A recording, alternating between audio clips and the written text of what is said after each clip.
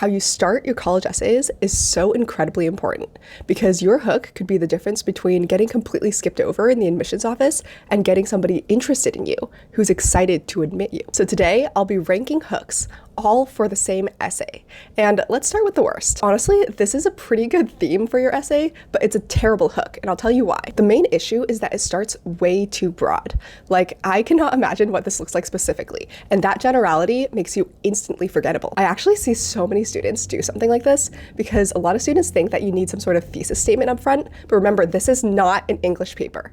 This is a creative, personal essay, and you do not need to give a summary of your essay in the first line. Okay, now in B tier, we are getting somewhere, but not that far. This gives you a little bit more context on what this essay is going to be about, but the statistic does come off as a little bit impersonal. So B tier. Now in A tier, we have this, and this is starting to look like a real hook. When I read this, I get an instant sense of the kind of child and sibling that you were, and I also get questions like, what were you discussing with your brother? And how does that translate to who you are today? Okay, finally, in S tier, we have this, and this captures my full attention. I can really picture the scene now with the baby blanket and everything. And I have even bigger questions, like who's the council and why did you name it that? There is so much lore here to unpack. And the funniest thing is you're showing leadership themes here without ever using the word leadership like you did in C tier. Can you see how this is so much more effective and gripping? Now, of course, your hook is only the first part of your essay, and so you need to make sure that your essay maintains that momentum.